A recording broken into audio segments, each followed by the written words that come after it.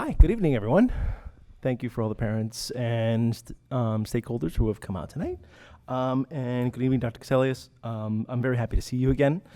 I know that you've been through a long day of meeting all the stakeholders of Boston Public Schools, and I hope you've enjoyed introducing yourself and getting to know everyone and having everyone get to know you a little bit.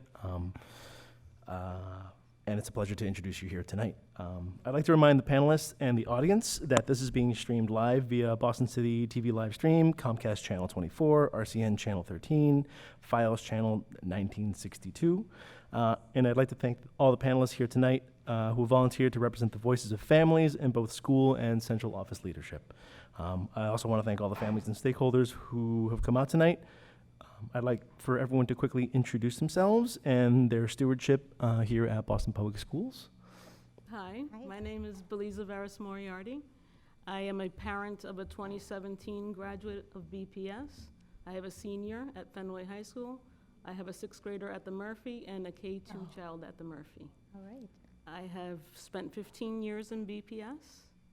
I have been part of all the parent councils. My kids have been to 8 different BPS schools, and I have a long way to go with my K-2 students.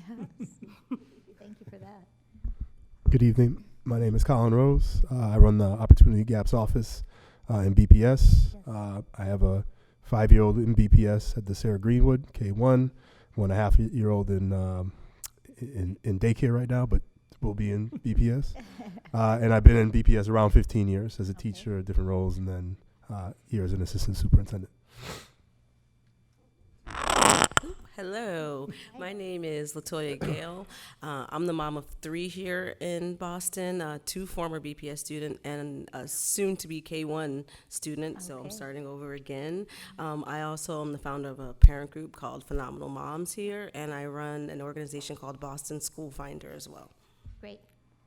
Hi, Dr. Cassellius. My name is Gene Roundtree. I'm headmaster at Snowden International School at Copley, located at the corner of Newbury and Dartmouth Streets. I'm in my 4th year as a school leader there. I'm in my 16th year as an educator in Boston Public Schools.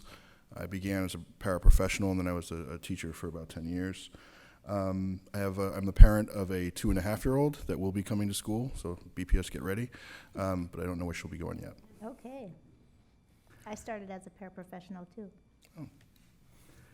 David Shapiro. I live in Jamaica Plain, and I have 2 boys, one in 5th grade at the Curley K-8 and another in 8th grade at Boston Latin Academy, who was at the Curley. And then I ran Mass Mentoring Partnership, which is the umbrella for youth mentoring programs that does a lot of work in BPS and other districts around the state, and now run the national doing the same thing. So. Wonderful. And I'm Carlos Brown. I'm a parent of a 1st grader and a soon-to-be K1 student next year at the, here we go blanking, right? At the Curtis Kell Elementary School, where I'm also one of the co-chairs for the school parent council, school site council, and member of the superintendent search committee. That's right. So pleasure to see you again. Good to see you. So tonight our panelists will be asking about 2 questions each that they've prepared, and the wonderful support staff here is distributing note cards to the members of the public to solicit questions. I will read through those questions as we proceed to see if any of them are questions that have not been asked by the panel. If I feel that there are a number of excellent questions, I'll shuffle those around and choose at random as time permits, eliminating any repeats as we go on. First, we'll do 1 round of questions, 1 question per panelist, and then take a question from the audience, and then repeat a 2nd round of questions and return to the audience questions. We'll give you some time at the end to share any closing thoughts, but now we'd love to give you some time to make any opening statements that you'd like to get us started for the first part of the night. Great, and thank you, Carlos, and thank you for your service on the search committee. It was a lot of hours. It was a very rigorous process, and there are 3 wonderful candidates that the search committee that you have an opportunity to speak to. I happen to be one of them, and I'm honored and humbled that I was selected to come today and get to know the community a little bit better. And this is the last of 4 meetings today, so I hope I can still keep my mind straight, but very much appreciate the time that you've taken here today and that you are supporting public education by having your own children in public education, and also for the community here and the questions that I'll get from them as well. And so looking forward to the discussion. Thank you so much. 1 quick note, and sorry to interrupt. There is an interpreter here in Spanish. Can she introduce herself? Or he, sorry, thank you. So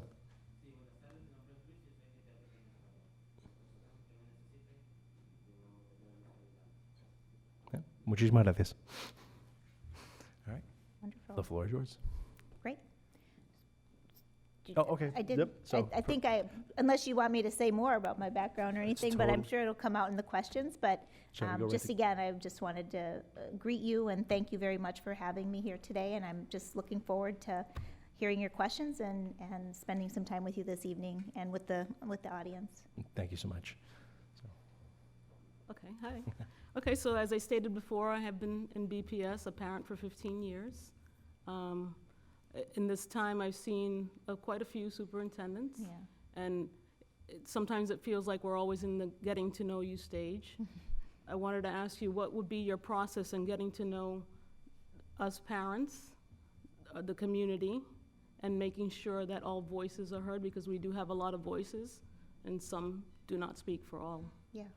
So that's a really good question, and thank you for that question. I would be present and be part of the community.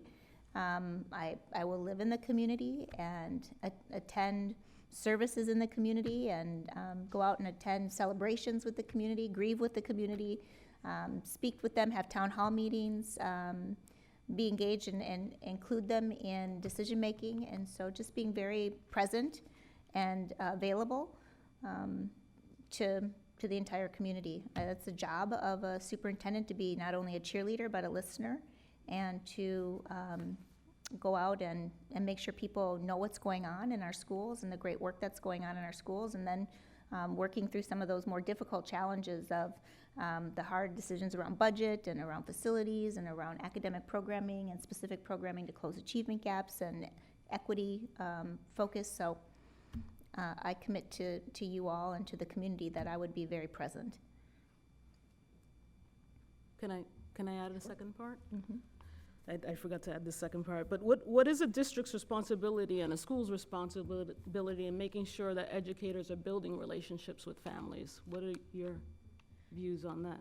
Yes, so my role would be as superintendent to role model that for school leaders. And so the expectation would be that we are available and that we're community driven, and that communities are a big part of what we do. I believe in full service community schools, for instance, in terms of leveraging partnerships within the community so that everybody feels valued and that kids don't fall through the cracks. So I think that's a really important piece. And then in terms of establishing protocols on what our core values are, if we have a core value of equity and we have a core value of stakeholder engagement and listening, then those would be principles that we could then hold ourselves to in terms of our own accountability around how we engage with our community and what our decision-making processes are. So if you can put those down in your strategic plan and you have that as core principles and values that are agreed upon about authentic stakeholder engagement, then we can hold each other accountable for doing that, and I would do that.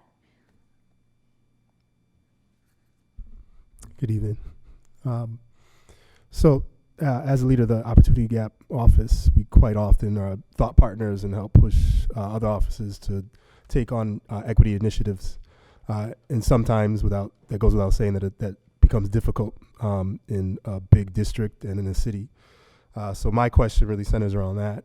So I wanted you to speak to an experience you had in implementing an initiative or a policy involving educational equity, especially ones that have come to bear with race, and how were you able to navigate the different levels and layers of the educational and political ecology to do so? Yeah, it's a really good question, and there are very difficult conversations when you're talking about race or inequity, income inequity, poverty, language barrier. Those are all very valid reasons on why we still have these huge achievement gaps. One example is when I was in Minneapolis Public Schools, I shared this earlier, we had decided that a core value of ours in our high school redesign was around equity and creating equitable opportunities. We had found that there are really 2 high schools of the 7 high schools that people were selective, and people were really interested in those 2 high schools where we saw kind of declining enrollment happening really at 2 of the high schools. The other ones were pretty stable, but the 2 were on the list of the board of potential closure when they were doing this whole rezoning in Minneapolis. And so in order to kind of save those schools from going through the process of possible closure, we looked at how do we really want to address the lack of confidence in those schools, because parents weren't choosing them. and they were over-enrolled in our other 2 high schools. And so as we were crafting this new high school vision, we decided to fresh start 2 of our schools, 2 of the high schools. And that was a very challenging decision at one school and not so much at the other, but it was really difficult with the staff there. So that was a staff piece of trying to manage how do we look at reconstituting the school and hiring new staff and moving a new agenda that was one of more rigor and kind of fixing the school. So we coalesced the community and worked with the community on that, else in the internal community. Then we had another component of the high school redesign, which was dropping entrance criteria. Was very, very challenging and difficult for the community around dropping this entrance criteria, but if we believed in complete equity, that kids, we wanted to increase access to rigorous course taking, we knew that the entrance criteria was actually limiting kids of color from taking these courses, and we could see that in the data, and I presented the data to the school board. They saw the data and were alarmed. It was one of the first times they had seen the data disaggregated like that by race and by school to see the inequity. And so as we dropped that, we had one school in particular that really, really struggled with that decision to drop entrance criteria. And I went out to the community. I didn't send a delegate. I went there, had the conversations with the families. They were very contentious and challenging, difficult, and I tried to continue to remind the community and parents that even if we drop these entrance criteria, there will still be room for everybody as we raise the level and raise the bar for everybody within the school and create greater access. And turns out that it actually worked out okay, that we didn't oversubscribe, that kids were able to get in, and the school is still just thriving today. So it was just kind of working through that, and I could work through that because I had the backing of the school committee, the school board, we call them, and a core group of parents who also believed that this was really an important piece to the high school redesign in terms of creating greater equity among the 4, because we had what we called the core 4, which was advanced placement, international baccalaureate, career and college readiness in terms of career technical education courses, and then also a dual enrollment course. So we wanted to put that at every school so that every kid had access to the rigor. So that was a critical piece. There was one high school that didn't participate in having the international baccalaureate because they had such a strong AP program, and they were willing to drop the entrance criteria and do AP push and get all of the students into taking AP courses in their 9th grade year. So that kind of satisfied the principle and core of equity without having to make them institute a whole new program with international baccalaureate. Hi, I want to build a little bit on Beliza's question. So Boston is a really diverse city, and education here, like in a lot of other places, can be like a political hot button. But with that being said, often political power is not evenly distributed amongst our families. And oftentimes the loudest voices you hear do not represent the demographics of our district. What have you done in the past to make sure that you hear from the voices of all the stakeholders, especially those who represent the demographics of a district? And what would you do here to make sure that you heard the actual voices of the parents who represent our families? So thank you for that question, because it is really important that you have the authentic engagement that happens with everyone, and all voices are heard at the table. So I'm going to give an example of putting together our Every Student Succeeds Act plan. And so you're familiar with ESSA and the plan around ESSA. And so that requires stakeholder engagement, but we did it because it was the right thing to do. But we really went out of our way to do that right. So we took about 18 months to design the ESSA plan. We went out and did town hall meetings. We also did culturally specific groups and met with culturally specific groups. And out of that work, we were able to then put together a stakeholder engagement list. So when we went out, we actually collected names and contact information. So now we have a list for future stakeholder engagement. And so I feel really proud that I was able to hand that to the next commissioner and say, here's a whole list of phone numbers and folks who are from various different backgrounds. Call them when we're trying to design commissions or having working groups, and see if we can get people to come. And we did meetings not only just at the department, but we also went out into the community and met with folks where they live, and had small group focus groups. Once again, thank you for being with us. I know this is the end of an arduous day. And so as you know, you have a very extensive background of leadership, and as you know, leadership can be can really test you. What I would like to know is if you could share with us, what is your moral imperative for doing this work? What is your why? For wanting to lead a district and wanting to lead this specific district, and how will you engage our community in your vision of why you do this work? So I'm going to share a little bit of personal history. I've been in all three of these, and I haven't really shared my own personal history, and I think that gets at my core, my why. So I grew up to a single mom and a biracial child. My father was African American. My mom was Lebanese, Irish and German. They met, and my dad had gotten a football scholarship at the University of Minnesota. He was from Tallahassee, and came up here, met my mother. They fell in love, I think, and because they fell out of love a couple of other times during my life. But so they fell in love, had me, and so I knew my father, but he wasn't a big piece of my life at the beginning in terms of living with us.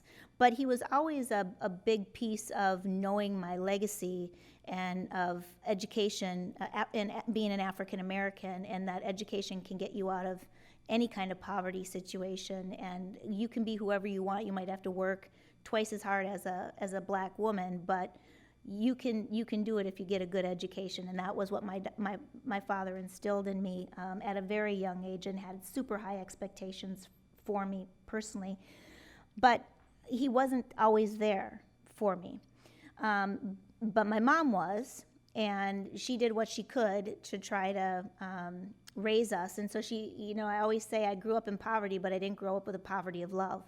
And so I think that it's that love that children have that help them get out of poverty. It's the education, and you can do both of those things in school systems and whole communities if you want to, and if you're willing to pay it forward for children. And so my entire life, I've been trying to pay it forward because it was paid forward for me. And so my why is because of the park rec person who took me under their wing at the park and recs. It was the camp counselor when I went to the camp for underprivileged kids for 2 weeks in the summer.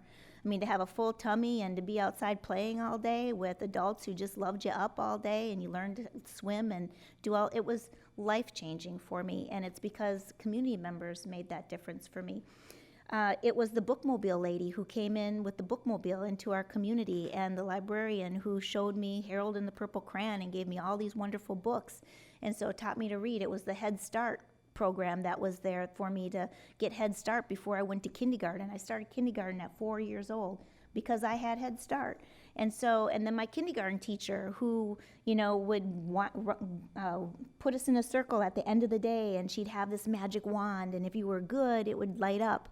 And she'd tap your head and it would light up. And of course I'm thinking, oh, it's magic, it lit up. And certainly she had a button there now that I know, but I thought it lit up because I was so good, and that was the kind of the social emotional piece of taking care of me as an individual child. And then it was my Catholic school teacher who taught me how to write and how to read. And so I'm writing and holding my pencil, and she's pulling it out. The nun was pulling it out of my hand, and when I was learning how to write cursive. And it was my high school anatomy and physiology teacher who believed in me that I could go to college. My mom never talked to me about going to college, but my dad did. But nobody was there to help me navigate it. I mean, I didn't know how to fill out a FAFSA or how to, get a scholarship or even what college to go to, and nobody was around to really help me to do that. But Mr. Michael was. And he was there saying, you should be a brain surgeon, because I was so interested in how we learn. And he saw that in me. And so he helped me get a full ride scholarship to Gustavus Adolphus College. And it's because when I was in college and I was a 21-year-old in my senior year, I found myself pregnant. And I could have just gone on welfare, and I could have just, like my dad said, be a statistic, not do anything with my life, but I didn't. So I know how hard it is. I had to go on WIC for my child and get daycare assistance in order to work. So I know how hard it is to be a single mom for 10 years.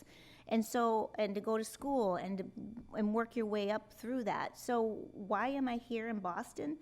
Because I want to take all of my personal experience that I just shared with you and everything I know about what helped me stay in the game, and then all my professional experience working with children, either in St. Joseph's Home for Abused and Neglected Children, or whether it's at Harrison Secondary program for Level 5 EBD adolescent youth, in special education, or a teacher working at Benjamin E. May School with kids who were, I'll tell you that class, they were naughty class, but I still mentor some of those kids because I love that class.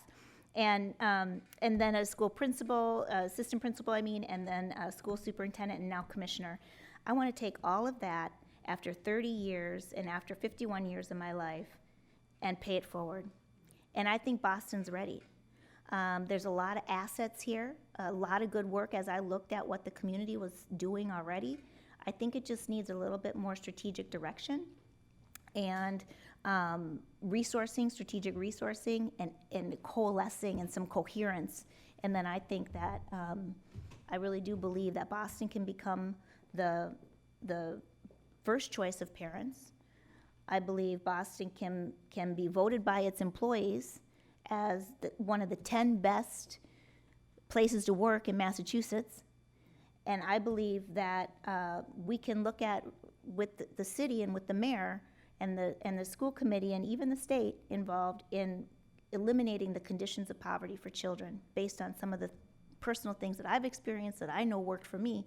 And hopefully we can come up with some ideas within the community to be able to get at the core of the cycle of poverty. And because we can do all these great things in schools and give kids a leg up, but we know for a fact that once they get out of school, they struggle still because they have lack of capital and lack of wealth, and they have lack of ability to navigate the very difficult situations, and they're still in poverty. And so how do we not only take care of kids when we have them preschool through 12th grade, how do we launch them and make sure that they're still solid through their early years as an adult as well? And I think that's our responsibility as a school system and as a city as a whole. So that's why I'm here, and I think Boston's ready for that kind of leadership to kind of coalesce some of the great things happening here, and come up with a coherent vision and a strategic plan, and then fund that thing and get going. Thank you very much. Yep. Really know how to turn a mentoring guy to mush. You just mapped like every relationship in your life. So I'm trying to gather myself. And I'm thankful for all those people. Yeah, that's an amazing way to map your life. Thinking back on the last 8 years, right, in Minnesota as the commissioner, I wondered if you could map sort of one, norm-breaking thing that you did in terms of breaking a loggerhead. So often the debates, you just see it in these interviews, everything in public education gets very quickly turned into pitting interest against each other, or the right side and wrong side of privilege or equity, and we turn our fights into kind of winners and losers. So talking about a norm that you broke where you changed that dynamic around winners and losers, and maybe talking about one where you didn't, and it was sort of still on the list of something that you felt like could have been transformational for students in Minnesota that you weren't able to get done, and what you learned from that. Okay, let me think about it. What didn't get done, because, oftentimes there's stuff that didn't get done. I know I spoke about something earlier that didn't get done that I wish I could have gotten done. I think the most historic thing that I'm really super proud of is the funding for American Indian students, and coalescing and working in partnership with the American Indian office within our schools, within the school department, and then also working alongside the 11 sovereign tribes. Rebuilding that trust with the 11 sovereign tribes was absolutely critical to moving the agenda for American Indian kids. It had been so broken for so many years, And so it required a lot of listening and a lot of delicate politics. And the governor helped with that, as well as I helped, because I went and talked to the tribal leaders, we convened them, and we talked about what is it that you need because of sovereignty and being respectful of that. And so I think that that's something I feel super proud of, is our work with our American and Indian sovereign nations and the tribal leaders within those, establishing and codifying the Tribal Nations Education Committee in law, and consultation and putting that in law is something I'm proud that we were able to move forward with. And that wasn't just me, that was a lot of people doing effort around that. So that to me, and getting the additional funding and the equalization of funding for our tribal contract schools. So our tribal contract schools, you know, our schools, we have 4 of them, and they have about 1,000 students, but those 1,000 students matter. And they were getting about half the funding as all the other students in the state, and this was just fundamentally not fair. And so we fought for them to get equalization in their funding, and we're still fighting because we could only get it one time. And this was back, I think, in 2013 that we got it funded, and then we had to get it funded again in 2015. And then because we didn't have a legislative we weren't able to get anything last session. They were still being funded in 2017, but they weren't able to. It's 2015 and 2017. Let me correct that. But then when we did our bill in 2018, nothing got done just because of politics. So they're at it again now, and of course I'm in the back going, got to fund it, and the Senate currently is not funding it. So I mean, it's that kind of attitude of you work through the nuttier issues to get at the core essential of what's right. Mm-hmm. And you fight for what's right, and you do everything you can to get it done. And so that's one thing I'm really proud of, being able to work through some of the dissension and some of the mistrust to be able to rebuild that trust, rebuild a common framework based on sovereignty of our tribal Nations Committee and our tribal leaders, and go collectively in front of the legislature saying this has to get done. Mm-hmm. So I'm really proud of that. And then ask me again about how did you frame what didn't work? What was it like? When were we fighting for something that didn't work? Yeah, I mean, I think obviously you fight for what's right, and Yeah. sometimes not everybody thinks the same thing is right. So Right. maybe sometimes you come to loggerheads, and what did you learn from one of those episodes? Yeah, so, okay, so this is one that's really kind of fresh, and they're kind of debating it right now in Minnesota, because we passed a tiered licensure, a brand new protocol for tiered licensure. And tier 1 teachers are teachers that have no preparation at all. And we had a similar license in Minnesota. It was a temporary community expert license that teachers would get. And there's a lot of debate and a lot of angst around the new tiered licensing system, because we want to recruit more teachers of color, so we want to make it not easier, but more accessible for teachers of color to get in the field. But unfortunately, the data shows that what we had the less experienced, out-of-field teachers in our highest poverty schools. And so I really worried about if we're going to have less prepared teachers who are not licensed, and we know for a fact, because the data pans out, that these teachers are assigned to our most vulnerable kids, and then the way that the law was crafted was that those teachers were then, their jobs were up the next year, and they could be backfilled if another more highly qualified teacher comes along. Well, then how do you retain these folks? They also were not part of the bargaining unit. So if they weren't part of the bargaining unit, there were no protections around pay. So I felt as though there's this possibility that potentially these new teachers could also not necessarily be taken advantage of, but I can't think of a better word, but not be not get the full benefits of being a teacher. And then I didn't see any other kind of system put in place with this new law that would support their professional growth, that they then could become a higher tiered licensed teacher. And so I worried that we'd get all these teachers of color in and wouldn't be able to retain them because we wouldn't be giving them equal treatment and equal protections and equal pay. potentially, because it was left up to local school boards to decide. So I didn't win on that, and they're debating it now. And so it's a rich debate to have, and I understand the advocates wanting to, open up classrooms. But I do think there has to be additional protections in for those teachers who come in, and additional training for them to come into the profession, so that they can have the preparation they need and the support that they need to feel part of the community and to deliver what it is we're expecting for children in terms of their outcomes. Thank you. Alrighty, so we're going to go to one of the questions from the audience, and we're going to do a little shuffle. Oh, Try to make it random. All right. So, what is your vision for teacher leadership? How will you solicit, elevate, and consider teacher voice in a district level decision making? So I'll answer the later, which is, I believe teachers should be at the table for all decisions, because teachers are closest to our children, and it's hard to implement things if teachers don't believe in them. So teachers have to be at the decision-making table. They have been, and I've demonstrated that. I have a very good relationship with teachers and elevate the profession often, because I was a teacher and I respect that. And so that's critical. First part of your question.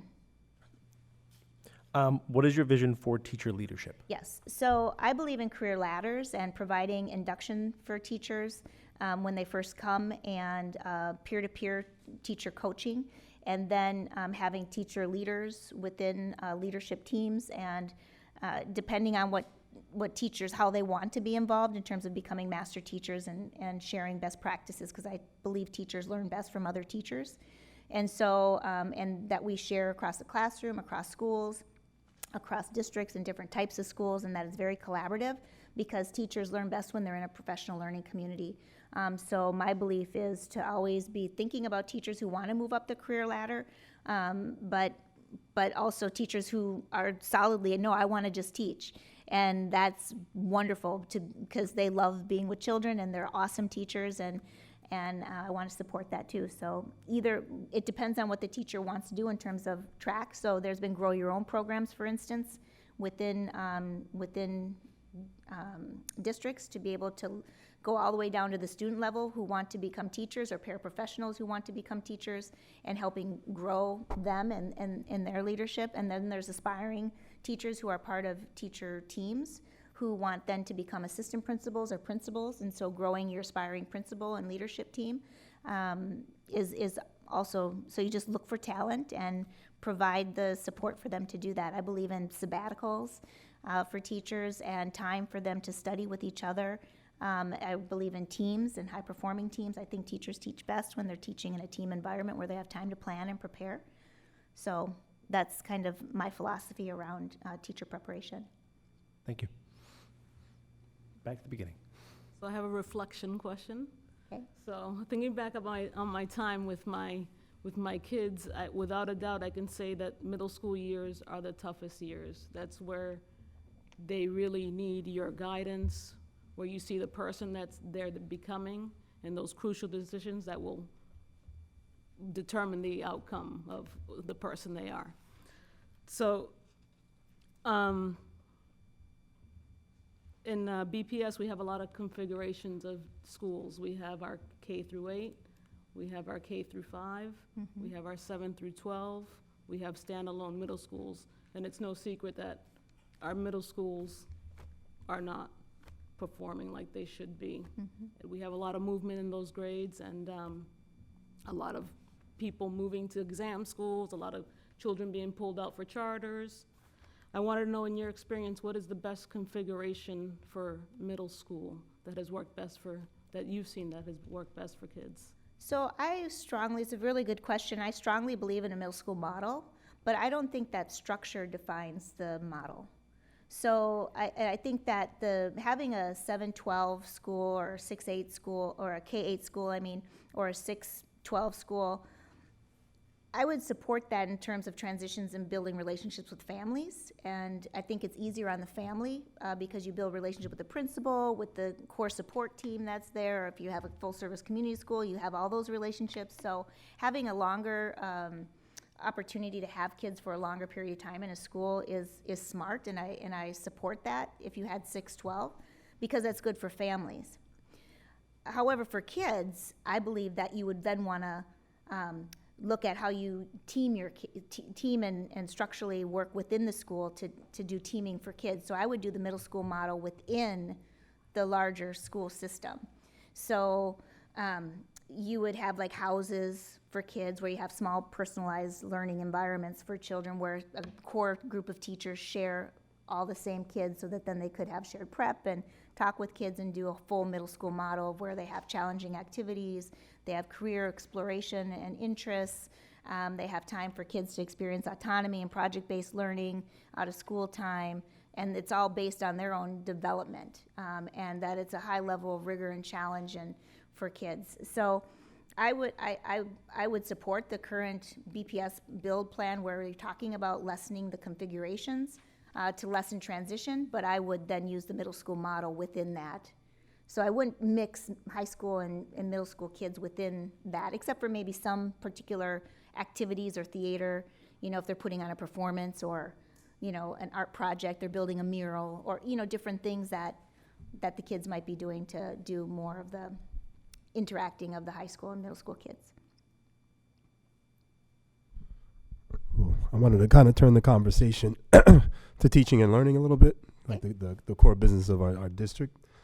So I wanted to see if you could describe an educational environment that both encapsulates equity and excellence. What do the policies, curriculum, pedagogy, supports, other practices look like in those type of school environments? So I talked a little bit about some of this in some of my comments. So the curriculum is reflective of the student body and the diversity of the student body, so they can see them in the materials and in the pedagogy. So teachers are culturally competent. You're talking about the ideal classroom, right? And so they're culturally competent and understand their own personal history as well as the history of the students and what they bring in terms of their culture and language. So that would be really important in terms of the curriculum. And also aligned to the standards, obviously, so that we can be sure that we are scaffolding it so that there's a alignment of learning there between and among the grades. Then in terms of pedagogy, I'm a fan of the CREED standards, which are been developed in Hawaii around for at-risk kids and kids of color. And there's a broad consensus around these standards with joint productive activity, contextualizing the learning for children, making meaning with children, having instructional conversations, especially with children who come with second and third languages to the classroom, and then being able to develop language throughout the curriculum and across the curriculum, which is really, I think, important. And then in terms of the support systems, I talked already about full-service community schools, making sure that you address issues of mental health or family stress. Trauma-informed instruction practices throughout is really important to eradicate some of those concerns and barriers with children who have experienced trauma. So I think that those are important. Counselors, nurses for health wellness, both mental and physical health.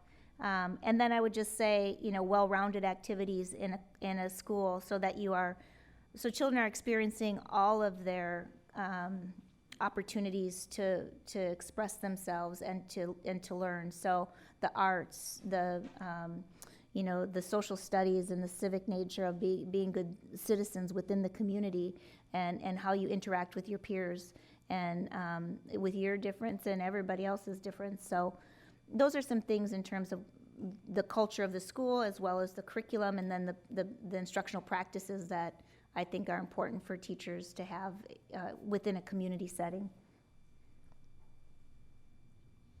Okay. I know I have so many questions I want to ask. I want to narrow it down. So you're going to ask me that one with the 6 questions? Yeah, in maybe. I might. So my children's ages are 4 to 15. And a lot of times when we talk about things that are going to be happening in our city, there are 10-year plans, and some of those, I won't see the benefits of. What are some of your ideas for some short-term wins? So someone who has an older student would actually see happen while their child was in school, and what are your ideas for some longer term plans for someone like my youngest who's entering school to see the benefits of? So you'll get the benefits of early childhood. So that's kind of a short-term win, is to be able to get some of the early childhood and mixed delivery systems in place with the promise of the mayor's budget around the 15 million and additional filling the gap for those 700 kids that are not being able to access early childhood services. I think that that's a short-term win. I think there can be a win around creating a really positive culture, not only at BPS, but also within the schools, to build a whole community around a common vision. I think that's a short-term win, because then you're going to start seeing results, because people are going to feel more confident and have more trust in the school system, and they're going to love coming to work and feel more joyful and hopeful about what they're doing. And that's going to translate to children having greater opportunity and feeling more hopeful, and just kind of get this whole synergy going. So I think that that's a short-term win. I think that there needs to be a greater focus on school attendance. But with school attendance, you got to have students who want to come to school. This is especially true for our secondary students. Mm-hmm. So, working with teachers around attendance and school support staff and principals to increase our attendance of students coming to school, because when they come, they're engaged and connected. I think another short-term win is working with the community and aligning some of the services, so that where schools don't have much happening, much after school or much resources happening, I think there's a great opportunity to work with the community programs to make sure there's more equity among the schools around what the opportunities, co-curricular opportunities and after-school opportunities are. So I think that there's that. There's opportunity with Build BPS, I think, which will come over the next 10 years, but I think that there's opportunity in that's continuing to move. So I think those are some of the short-term things. I think the more systemic nature of equity overall is a longer-term promise. Yeah. So I don't want to try to say that can be solved in the time that you will have your children in Boston Public Schools. I've been at the achievement gap and trying to close that for a long time, and I've been very humbled by it. I've realized now, after 8 years of being state chief and trying to drive change, that change only happens at the local level. It happens with the local school community, and when parents are demanding it and the community is demanding it, and when they're willing to take action and actually make some really hard trade-offs. And if the community is willing to do that, I think you can get at it within 13 years. For the preschoolers, for your little 4-year-old, by the time they graduate, I think that there's a great chance that Boston could be one of the first in the nation to actually achieve it, but only if it's an all hands on deck, only if people are willing to make the tough calls and the trade-offs. And if they're all in like that, then I think it can get done. Do you have any experience in the past of, I don't feel like in Boston we have a unified vision of where we want our city to go. Yep. Do you have any examples in your past of where you've helped a community build a unified vision around? Yes, actually that's something that people say I'm a visionary, but I'm also a visionary who can actually execute. Okay. So that's important. So the example is the middle school redesign in Memphis City Schools. I mean, we were able to move that within 4 years. And actually within 2 years, we saw huge results. But that community was so ready already. So, I mean, there was an urgency. So I didn't have to try to build an urgency with the principals. There was the urgency already there. And so I'm still trying to get a sense of the urgency here. And if it's they like to say if the pain of changing is greater than pain of not changing is greater than the pain of changing. So I think that, where is Boston ready for that? So in Memphis, we were able to do a whole wide middle school reform at all 31 schools. When we first started, there were 4 schools that were making AYP. Within 4 years, only 4 schools were not making AYP. There was that remarkable of a turnaround, and we were closing gaps. It was phenomenal. We also ended corporal punishment. And that was 70% of the public that did not want us to end the historic practice of corporal punishment. I remember Dr. Johnson sitting there with the board. There was a 9-member board. There was 4 that voted, and they were voting for, no, yes, no, yes. It was 4-4, and she sat and looked at the board chair right next to her and was like, now you gotta believe in me, basically, in looking at her. And the board chair was the fifth vote so it was a split vote on the board even. And so she put me responsible for that, to convene school teams and to move that whole entire ending of corporal punishment and replacing it with positive behavior intervention supports within our school and training all the school teams. I didn't do that alone. I had a whole lot of help from Teaching Learning Academy and the school principals and the school teams who really believed in it too. And so that was a successful implementation. So I think those two are what I'm most proud of. And then now just, we set a vision at the State Department too with the governor. When we came, we had the 7-point plan. We stuck to the 7-point plan. We executed the 7-point plan, and we were very successful in a number of policies because we were so focused on those 7 things. So I think that also helped us. I mean, we have a whole list of accomplishments that I am so proud of that we were able to do in collaboration with the legislature and with the community because people demanded these changes.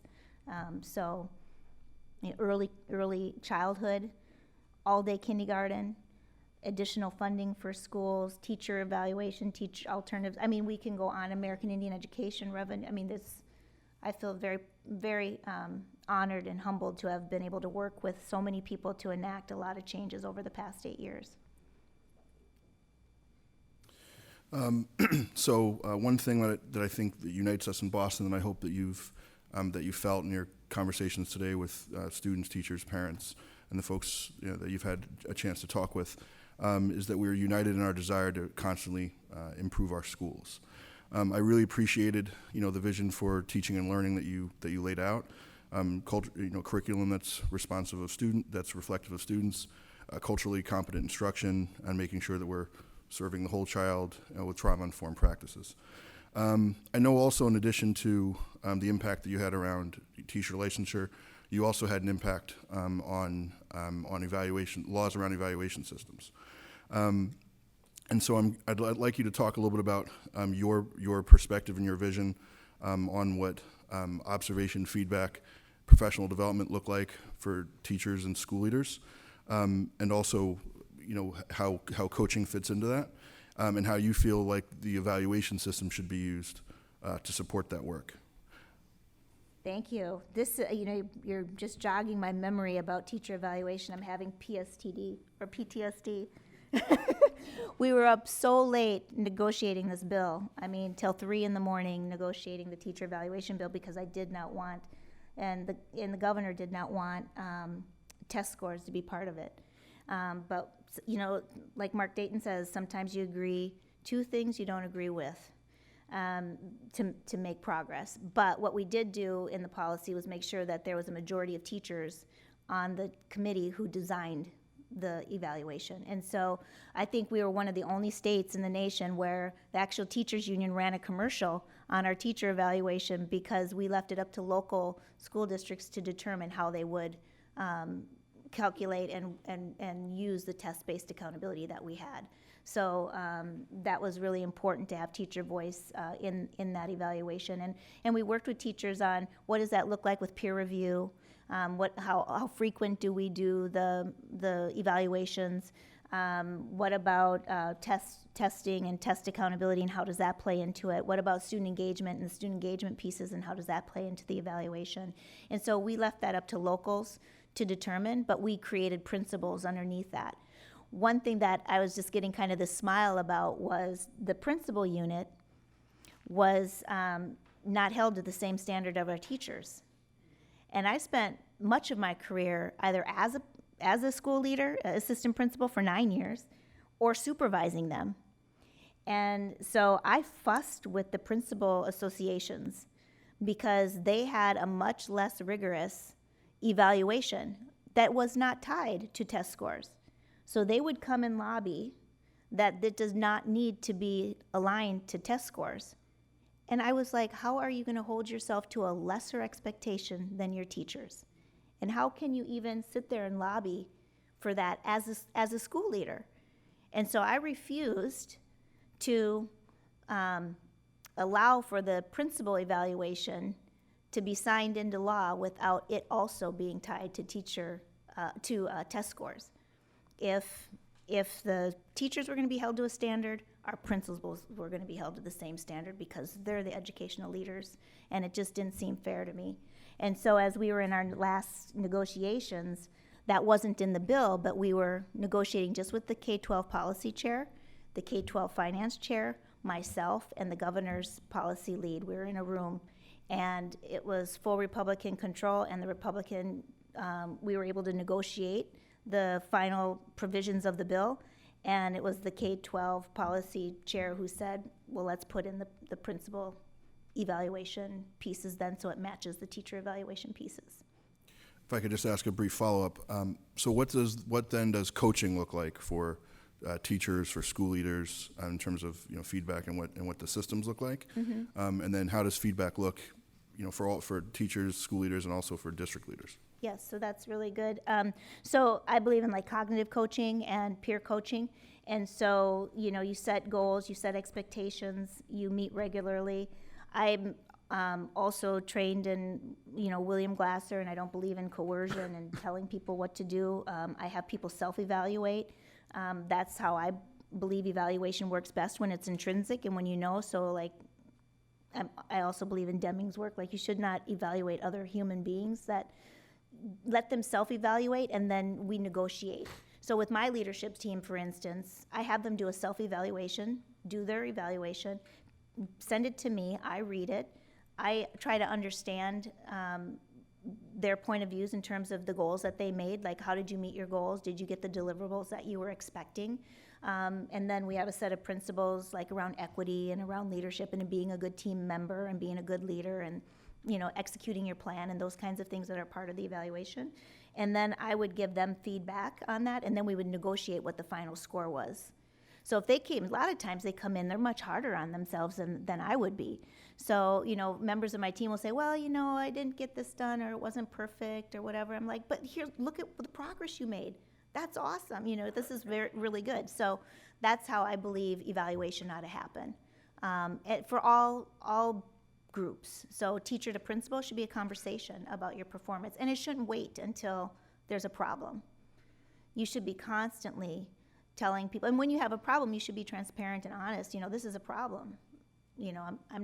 I'm not seeing how this is going to meet our strategic direction, or I don't understand how that interaction with that parent was productive. So you don't wait, and you also don't put things under the rug. You're transparent. You just tell it like it is. Thank you. Mm-hmm. So I wanted to poke and prod sort of on this one point when you're talking about long-term changes and equity, and your great comment about the pain of changing versus not changing, and whether there's an urgency here. And just sort of use an example and see how you think about it and how you might foster a sense of urgency and a sense of change, because obviously this affects people differently. But you take something like tracking, and you take the system we have here around advanced work, where we've made some progress in sort of more integration and less tracking, and then you take the exam schools, which is another hot button issue, and you obviously have people on different sides of pain and urgency on that who have different levels of voices and power.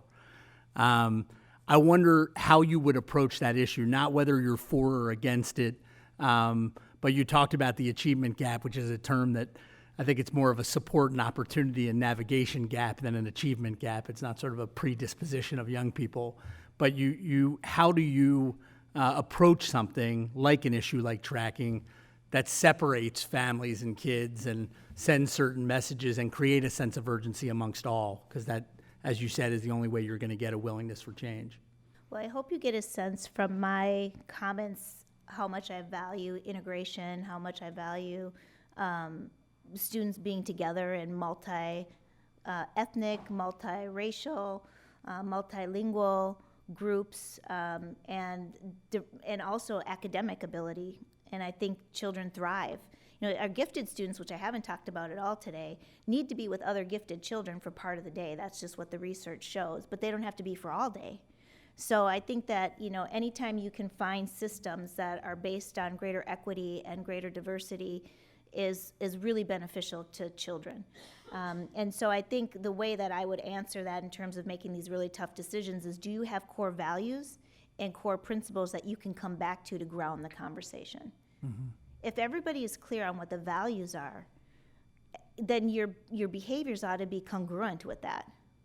And when they're not congruent, you have cognitive dissonance between, and people call you out on it.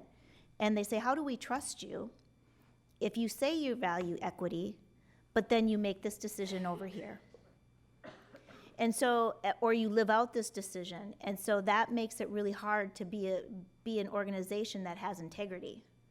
And so I think you have to be really clear on what your core values are and what the behaviors are, and your actions have to match what you say you're going to be doing. And if they don't match, then it's hard to move an agenda forward because there's no trust or confidence. Great, thank you very much. Alrighty, so another audience question. There we go. That's a really heartfelt core to moving equity, really. Yeah. I mean, this is the level. I mean, I'm on an interview, and those are the tough. That's an example of having tough conversation with folks. Yeah. And leaning in.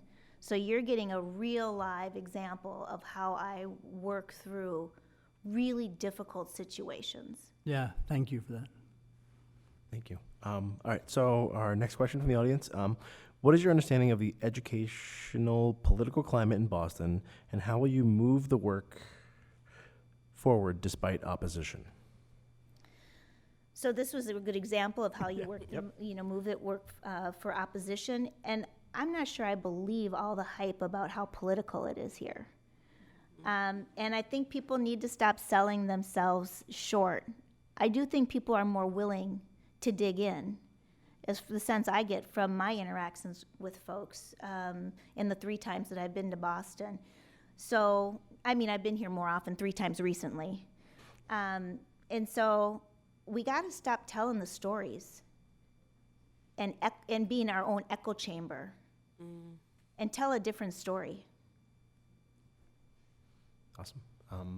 I'm sure that there's other panel members. Do you guys mind if I ask one more audience question, and then we can jump around a little bit, since we still have about a little less than 30 minutes, so I think we could probably get through at least 3 or more questions or so, and then we want to leave some time at the end for any closing statements you might have. So, all right.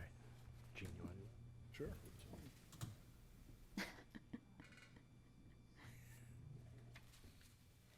All righty. So, can you talk about your experience with collective bargaining and working with unions?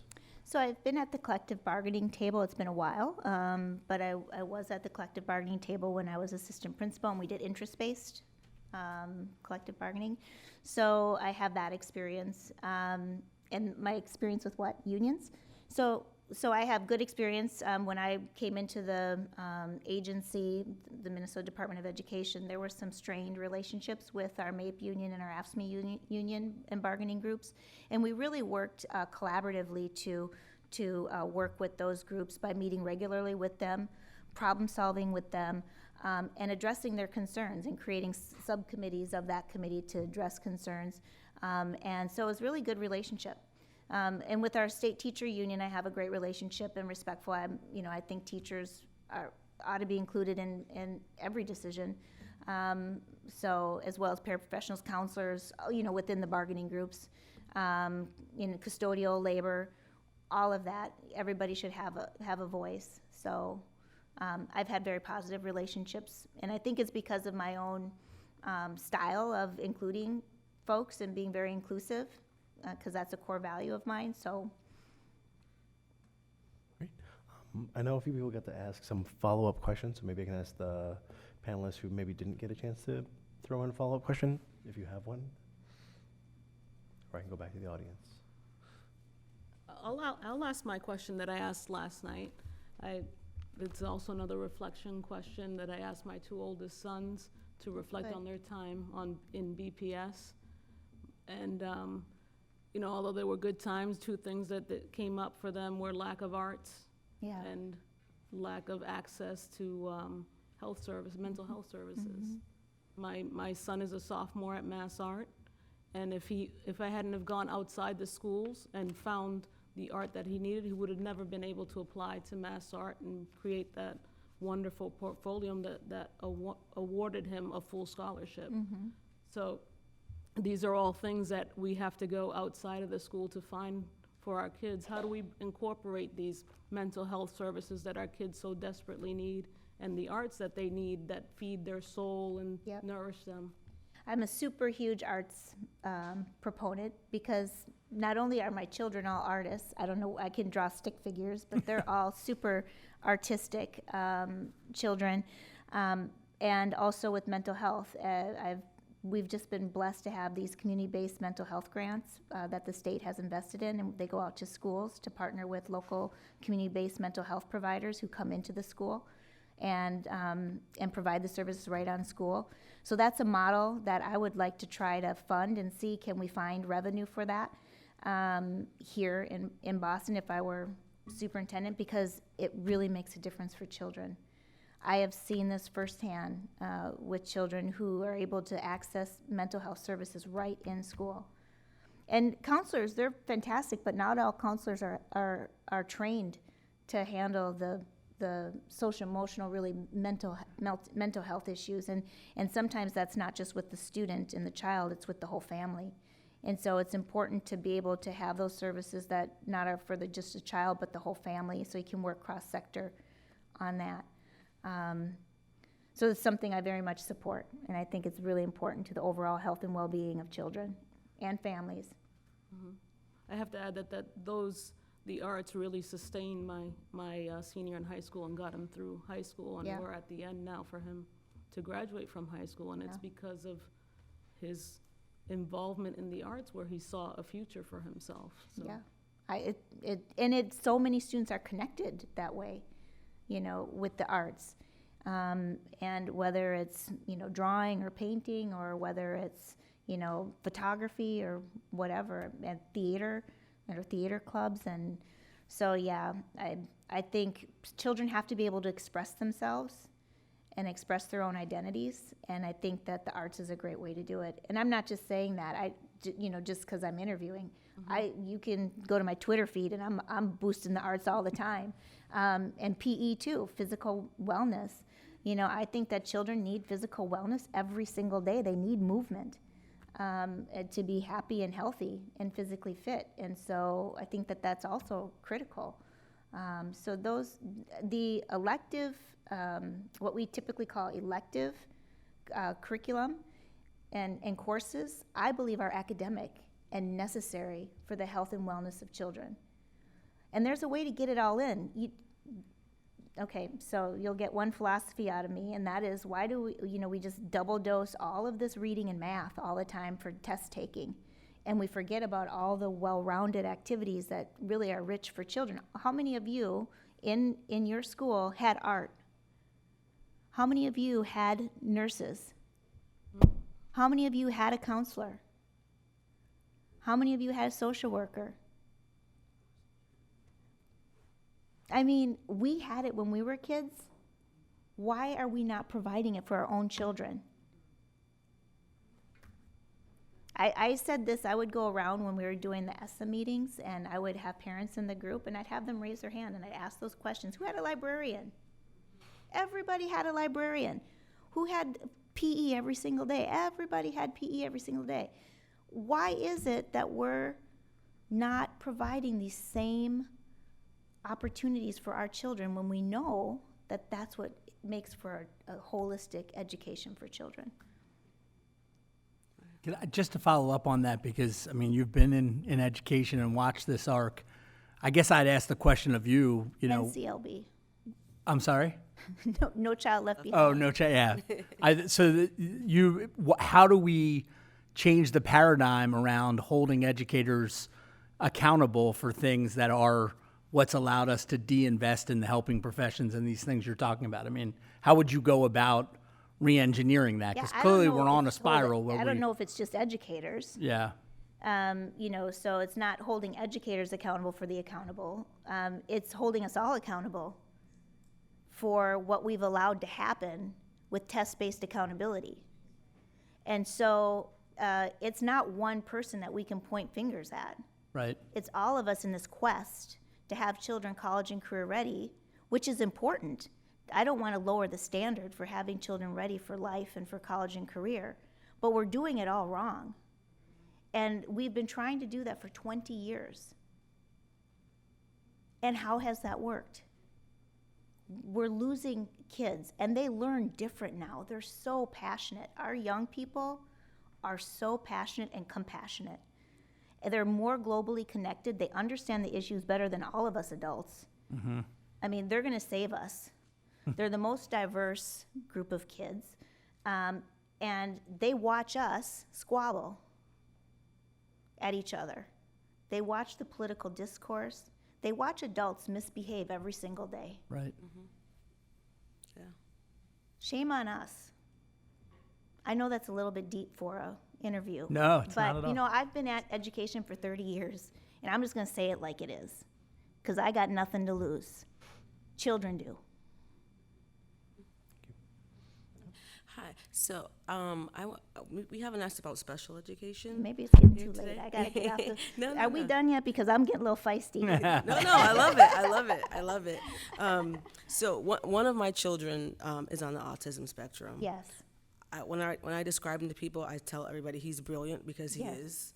His favorite subjects are math and history, and he loves to debate with his teacher about both things. Yes. But something that I'm concerned about is our children who have special needs that you don't just look at them and see, who we might not, as humans, naturally feel a compassion for, because it presents itself differently, and there are a lot of students who have. I don't like to say kids are higher functioning or lower functioning, but have needs where they can actually access our curriculum and be successful adults.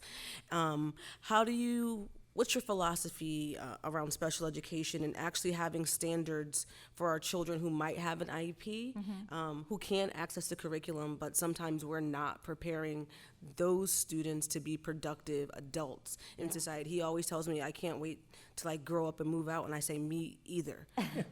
That's for all of us, though. So what's your philosophy about students who have special needs, Yep. but can access our curriculum and may just learn differently? What type of supports do we need in the classroom level, at the school level, to really make sure they have what they need to be successful adults after school? So again, it's about what are the core philosophies that drive you. And one's equity, for me, inclusion and collaboration. And so inclusion is a huge piece to children feeling their own sense of efficacy. And so I think we ought to have a model more like Finland with special education, where all kids have special needs. And this goes back to the arts, right? Where is your special need and how do you feel that? In Finland, they believe that children have individual learning talents and gifts, and they progress at different rates. And so they're in and out of the system, and I think that's kind of the philosophy that I have, is some kids need more support at this moment of time and less support at other moments of time. And how do you do the programming, especially students with autism? No one student with autism is the same. Right. You can't train a teacher on autism. Right. You have to train teachers on how to be flexible, work with parents, really work with parents because they've lived with that child to understand how they present. And then work with the parent on how has that worked for you, what have you learned, what practices have you used in the home so that I can use them in my classroom when I have them. And that's the best autistic training you can get, is when you work with the parents of autistic children as partners. And so you have to design programming around that for each, and that's why it's so expensive, because it's so individualized. It's just much more challenging. And in terms of the life skills, unfortunately, the federal government has I don't know, I'm not coming up with the right word because I want to say perverse, but it's, I don't want that in the paper tomorrow. But I said it because it's late and I can't think of another word. But so the way that they calculate graduation rate for high schools is a disincentive for us to provide longer-term services to children with disabilities. And so I fought this with the federal government, with the Secretary of Education, saying, why is it we can't keep kids beyond 12th grade if they need more additional transitionary supports for them to be full productive citizens and to live a more independent lifestyle without it counting against their graduation rate? Right. And so when you have accountability systems that then punish schools for doing the right thing, it just makes no sense at all. Right. Thank you. Could I ask a related follow-up? Yep. I see the principal like shaking his head like, Yeah, no, I'm right there with you. I also wanted to, because in addition to our students, who have, moderate disabilities, we also have students who have multiple disabilities. Yes. And, in Other various health strands in schools across the district and at some schools that specialize in teaching those students. I wanted to know, how do you, if there's been a time, in your career where you have, where you have, either created an initiative, that has been inclusive of these students or families, or things that you have done to, directly on the behalf of those students. yes, so in my high school as assistant principal, we had a program called SPAN. It was for level 5 students who had emotional behavior or disabilities, or not level 5, level 3 and 4 setting.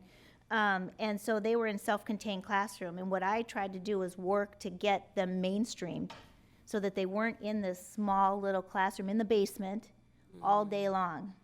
They, because they had a different administrator and different program staff, and so we really worked to get them out into the community and get them engaged in the community with support, rather than sitting in this classroom all day long and swearing at the teacher, because if you have kids and they feel as though they're secluded and excluded from the community, then they're going to act out. And they would do this all back in 3rd grade. And so you've got to, you can't let that be a sentence for those kids. Thank you. So dismantling those practices that segregate kids, especially black boys and Latino boys. I was also hoping, to kind of learn experiences you've had with students who are, who are differently abled, physically differently abled. Yes, so my sister is a special education for cognitive disabilities, other health impaired. We had the program in our high school called RAP program, and these were kids who needed to be more segregated for their own safety because they had multiple impairments, feeding tubes, toileting issues, that kind of thing. And so they needed nursing care as well as care, just overall medical care as well. So we had programs within the school to do that as well. And we still tried to include those students as much as we could, but some were nonverbal and had some other more complicated and complex services that we needed to provide for them, and they needed to be in a safer place. Great. Thank you very much. Thank you. Audience, you can do that. Sure. All right. So someone cheated. They put 2 questions on here, so I'll try to wrap it into. That's okay. Can you describe, and I think some of this you've answered a little bit too, but can you describe your leadership style and how that would shape some of your major goals as superintendent? So my leadership style, I hope you've been able to see on display. But I'm very collaborative. I believe in broad stakeholder engagement. I believe in being very transparent. I wear my feelings on my sleeve sometimes. And I believe in shared decision making. But I believe that ought to be grounded on a really a strong sense of purpose and a strong shared strategic plan and undergirded by principles that we all agree on. and norms of behavior on how we interact with one another, and that we're willing to hold each other accountable to that. So I think my leadership style is collaborative, open, transparent, And how would you? authentic. Yep. And how would that style shape some of your? Hold on, try to. Decision making. Your major goals as superintendent. How would those shape your goals, or setting goals? I guess. I guess my collaborative style would mean that it would, whenever we set goals, it would be, set goals that we all set together, and alongside with the school committee, actually codifying all of that. So doing the stakeholder engagement to bring recommendations to the school committee to codify the goals, and then to move forward with the strategic direction of the district. So I guess it would shape it that way, if that's answering the question. I don't know. I'm just reading the questions from the audience. Okay. I believe it does. So I can ask one more. yeah, we still have time. So Sure. So you speak of collaboration, and it's going for a while. I'll try to make this short. Speak of collaboration and shared vision. Once we had shared vision, quite often, my team or I walk around the district and we see very good practices, and sometimes we see some damaging practices. And so I'd like to hear how you balance growth trajectory of individuals and spaces and schools versus accountability to those students and families, and the practices that we want to see. Yeah, so I read about that in your article, and the lines and the practices. It's interesting to me that once you have core principles and core values and behaviors under that, it's so much easier to hold each other accountable because these are agreements we've made. So when you have it clearly articulated, people know what they are, you have consensus and agreement on it. When people act outside of that, it's so much clearer.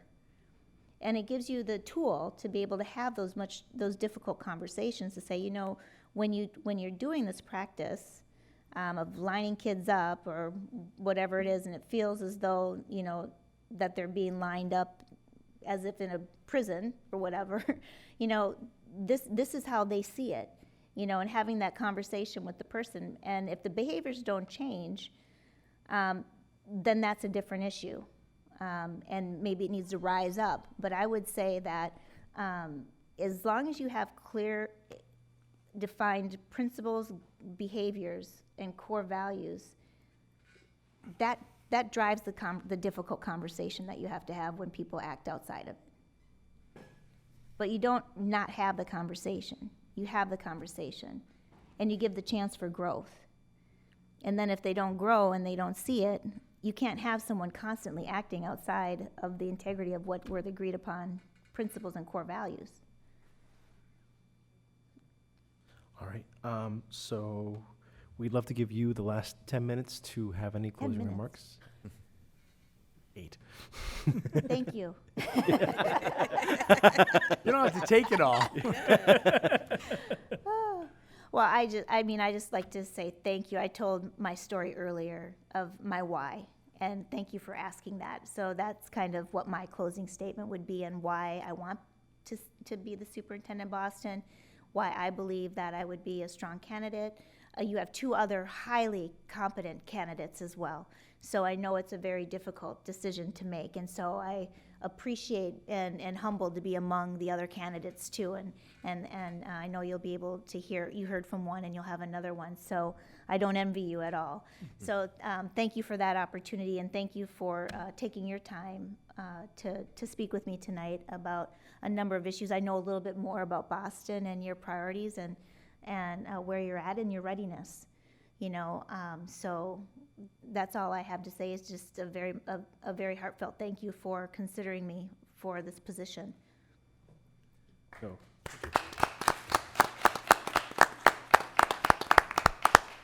So that wraps us up for the night. Again, the work is not done. Reminder to everyone that the Boston Superintendent Search page is up on the website.